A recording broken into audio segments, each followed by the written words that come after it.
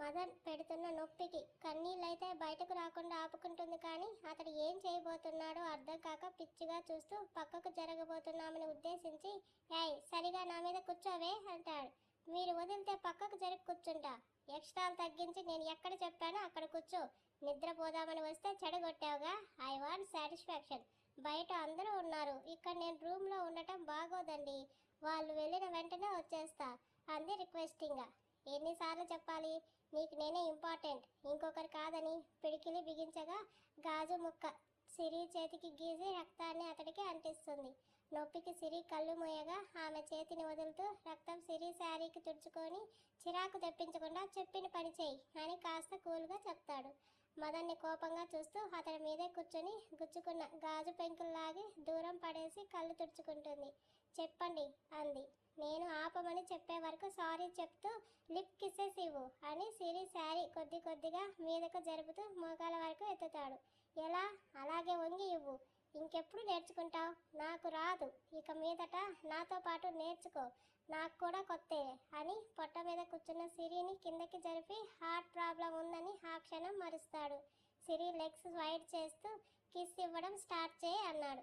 భారంగా ఊపిరి పీల్చి వదులుతూ అతని భుజాలు పట్టి లిప్ మీద పెక్కిచ్చి సారీ చెప్తుంది. కంటిన్యూస్గా చేస్తుంది. సిరి శారీ మీదకు జరగడంతో లోపల నుండి థైస్ ని టచ్ చేస్తూ తడుముతూ కళ్ళు మూసుకున్నాడు. అతడి టచింగ్స్ కు సిరి చేతి నుండి కారుతున్న రక్తం అతని కాలర్ కు అంటుకునేంత గట్టిగా బిగించి అప్పటికే 20 సార్లు సారీ చెప్తూ 20 ముద్దులు అతికిస్తుంది. ఆమె బాడీని మూవ్ చేస్తూ ఒక చోట ఆపి సిరి తల వెనుక చెయ్యి పెట్టి అద్దిన పెదవులను పూర్తిగా కిస్గా మారుస్తూ 2 నిమిషాలకు సిరిని పక్కకు తోసేసి కూర్చున్నాడు. కూర్చున్న మదన్కి బాడీ అంతా చెమట పట్టేసి కళ్ళు కూడా మసకబారిపోయేంత ఎఫెక్ట్ చూపిస్తుంటే హాల్లో ఉన్న డిసీజ్ విశ్వరూపం తెరుస్తుంది. సెక్సువల్ ఫీలింగ్స్ యాక్సెప్ట్ చేయని హార్ట్కు కోరుకుంటున్న మైండ్కు మధ్య అతడిలో అతనికి కొన్ని క్షణాలు నరకం చూపిస్తూ యుద్ధం జరిపి కళ్ళలో కన్నీటిని కూడా పుట్టిస్తాయి. మదన్ ప్రవర్తన అర్థం కాక చీర కిందకి జరిపి బెడ్ దిగుతూ వాటర్ అందిస్తుంది. సిరి వైపు చూడకుండానే గ్లాస్ అందుకున్నాడు. బాగానే ఉన్నారా అని మెల్లగా అడుగుతుంది. బయటకు వెళ్ళిపో. ఏమైందో చెప్పండి. మీరు టెన్షన్ పడుతున్నట్టు అనిపిస్తుంది. హాస్పిటల్కి వెళ్దామా అని అడిగేసరికి ఇక్కడి నుంచి పోవే అని అరుస్తూ చేతిలో గ్లాస్ చేతిలో బిగించి విరగ్గొట్టేస్తాడు. మదన్ అరుపుకి దూరం జరిగిన సిరి అతడు చేసిన పనికి ఏడుపుతో పాటు కోపం కూడా వస్తుంటే మదన్ దగ్గరకు జరిగి చంపేస్తే చంపేయండి, ఇలా మీకు మీరు ఎందుకు హర్ట్ చేసుకుంటున్నారు అని బెడ్ పక్కనే ఉన్న డ్రాలో first aid bandage blood cleaner బయటకు తీస్తుంది. సిరి, ఇప్పుడు నువ్వు ఇంకా ఇక్కడే ఉంటే నాకు పిచ్చి పడుతుంది, బయటకు పో అని ఒత్తి పలుకుతాడు.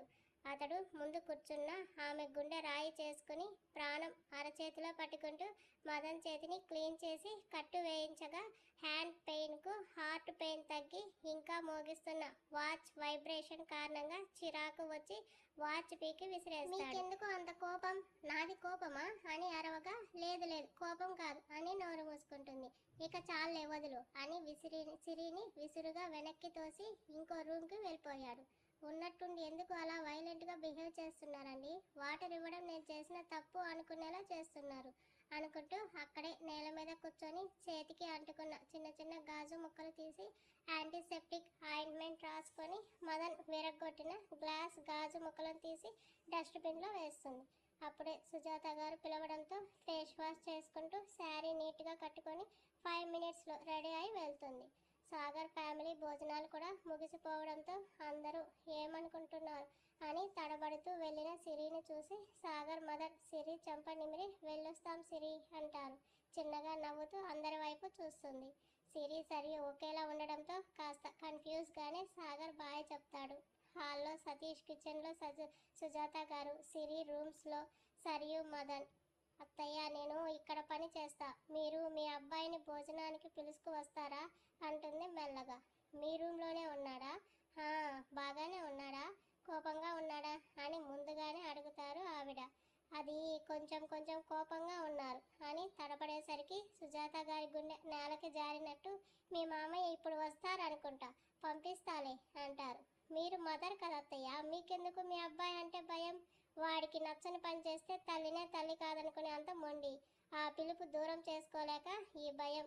నీకోసం వెళ్ళి పిలుస్తా, బాధపడకు అంటూ సరియు మదన్ సంజన ముగ్గురిని పిలవడానికి వెళ్తారు.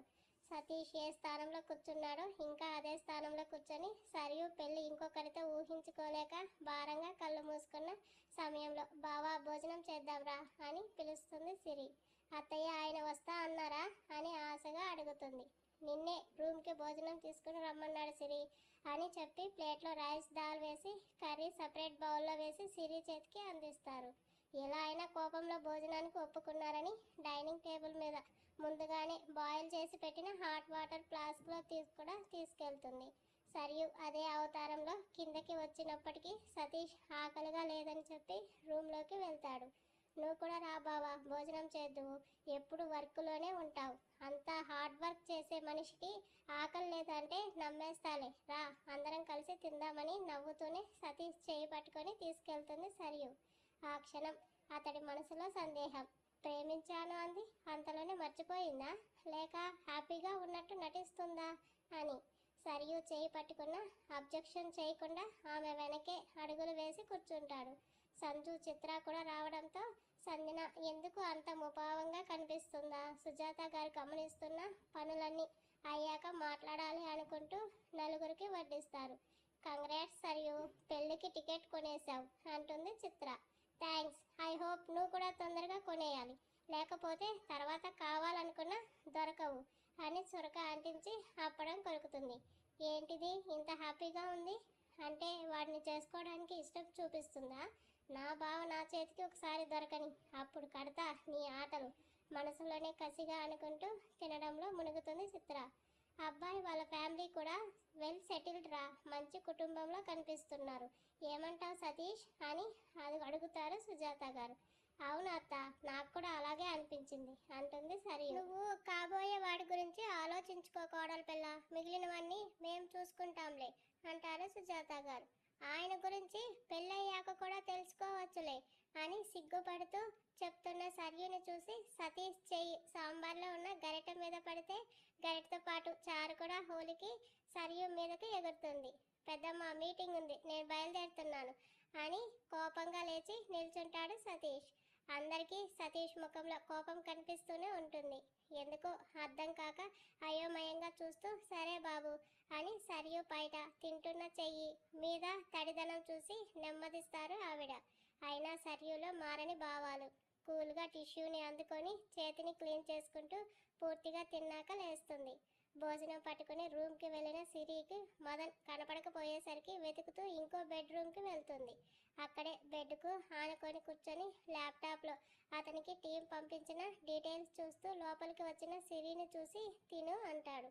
మీకోసమే తెచ్చానండి అంది గాయమైన చెయ్యితోనే మదన్ వర్క్ చేస్తుండటం చూసి. ఐ సెడ్ ఈట్, వినపడలేదా అని కోపంగా అనేసరికి మదన్ పక్కన చైర్ వేసుకుని కూర్చుంటూ మెల్లగా తింటూనే అతడి నోటి ముందు ఒక ముద్ద పెడుతుంది.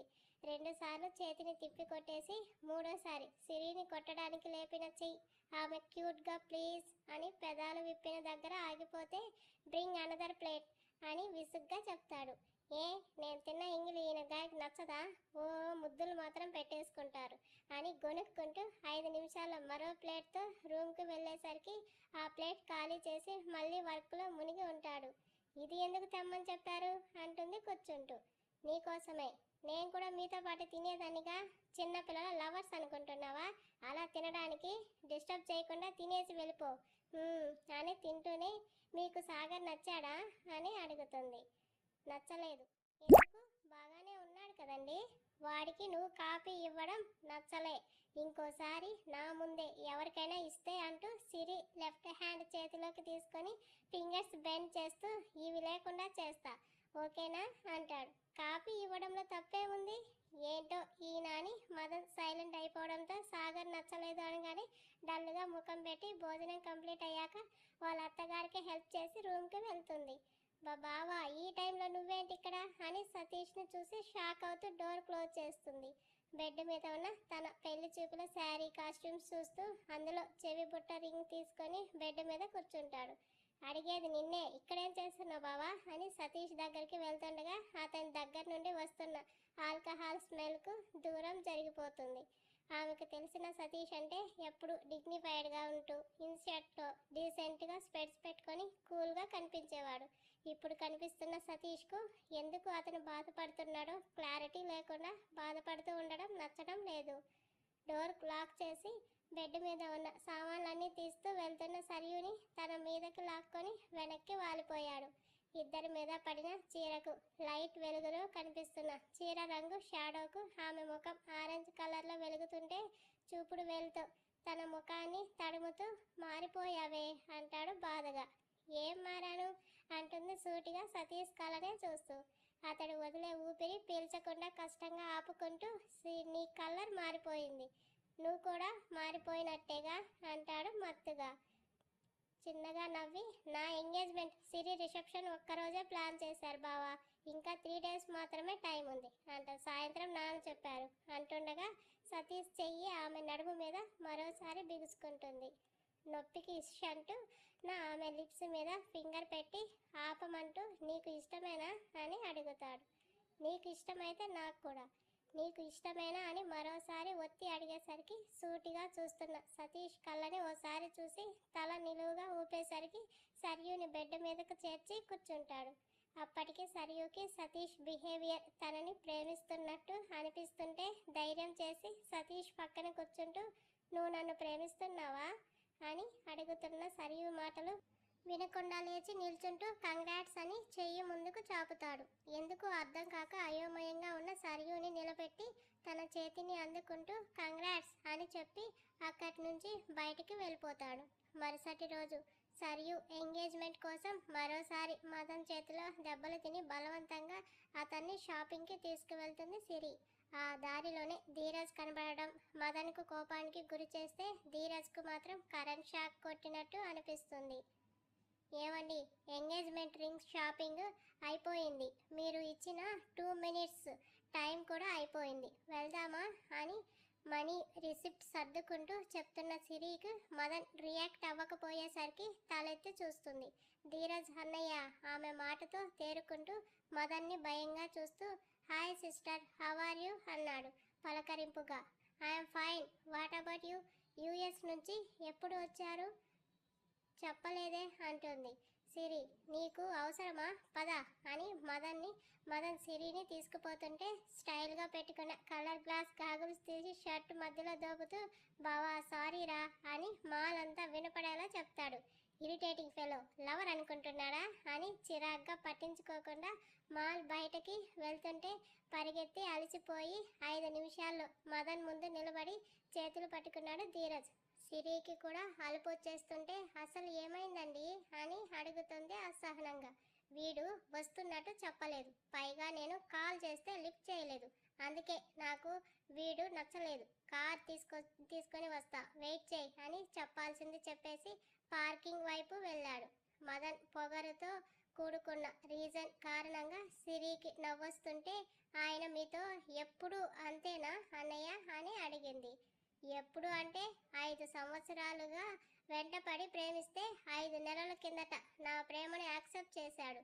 వాడి గురించి చెప్పాలంటే మరో భాగవతం రాసే అంత బుక్ కావాలి.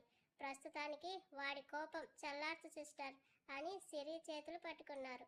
మీరు ఇగ్నోర్ చేయకుండా ఉండాల్సింది, ఆయన షార్ట్ టెంపర్ తెలిసిందేగా అని సిరి అంటున్నప్పుడు మరోసారి ధీరజ్ అరుపులు ఆ ప్రదేశాన్ని మారుమోగిస్తాయి. ధీరజ్ చేతులు మదన్ చేతిలో విరిగిపోతుంటే నా వైఫ్ హ్యాండ్స్ నువ్వు ఎందుకు టచ్ చేసావురా అని మడమను బెండ్ చేసేస్తాడు. సో సారీ అని నొప్పికి వెక్కుతూ దీనంగా చెప్పేసరికి చేతులు వదిలి హ్యాండ్ వాష్ చేసుకునిరా పో అని సిరిని కసురుతాడు. ముట్టుకుంది అన్నయ్యగా అని గొడుగుతుంది సిరి. మదన్ సీరియస్గా ఒక లుక్ ఇవ్వగా వెళ్తున్నా అంటూ తప్పుకుంటుంది.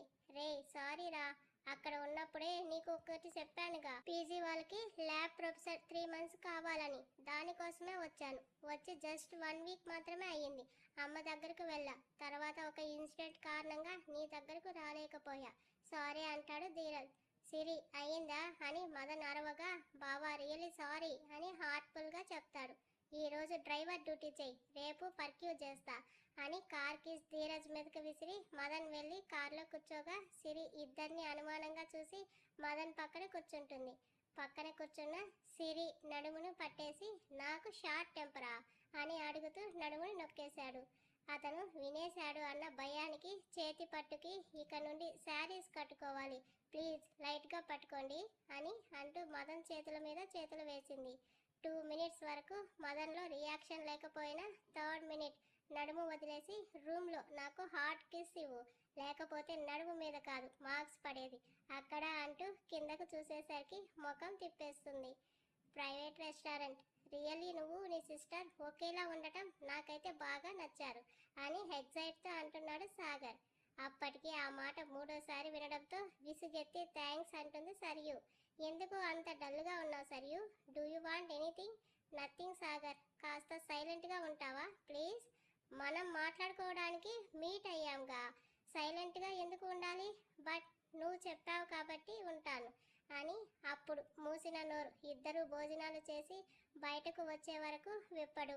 రిటర్న్ ప్రయాణం మాన్సన్స్ వైపు వెళ్లడంతో అప్పటికి సరియు ముఖంలో లేని నవ్వుని చూస్తూ ఎక్కడో పుడుతున్న అనుమానం, ఆమెకు పెళ్లి ఇష్టమా లేదా అని.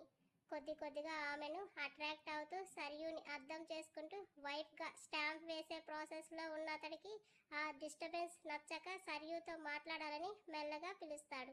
అప్పుడే కార్ పంచర్ అవడంతో నర్ రోడ్డు మీద నిలిచిపోతున్న కార్ సైడ్కు తీసుకెళ్లి ఆపగా ఏమైంది అని అడుగుతుంది. ఐ థింక్ టైర్ పంచర్ అని కంగారుగా కార్ దిగాడు సాగర్. దగ్గరలో రిపేర్ షాప్ ఉందేమో చూడండి సాగర్ అంటూ బయటికి దిగింది సరియు. మ్యాప్ ఓపెన్ చేసి చూడగా 10 కిలోమీటర్స్ తర్వాత ఉన్నట్టు చూపించేసరికి ఆ విషయమే సరియుకి చెప్పి ఏం చేద్దాం అని అడుగుతాడు. టైర్ ఉంటే ఇవ్వండి నేనే చేస్తా అని చున్నీ ముడేస్తుంది. ఆ మాటకి సాగర్ ఫేస్ ఎక్స్ప్రెషన్స్ మారిపోతే అది కూడా లేదా అంది అసహనంగా. లేదు అని పెదవి విప్పి తల గోక్కుంటాడు.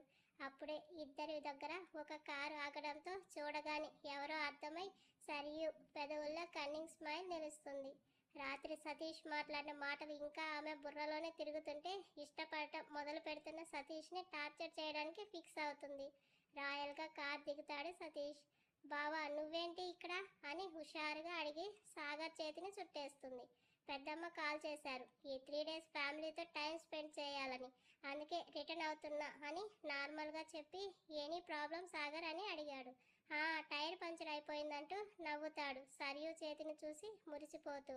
Then come I will drop you both అని సరియు సతీష్ డ్రైవింగ్ సీట్ అందుకుంటూ డ్రైవర్కి సాగర్ కార్ ఇచ్చి ముగ్గురు స్టార్ట్ అవుతారు. ఫ్రంట్ సీట్లో కూర్చున్న సరియు బిహేవియర్ మరోసారి మెంటల్ ఎక్కిస్తుంది సాగర్కు.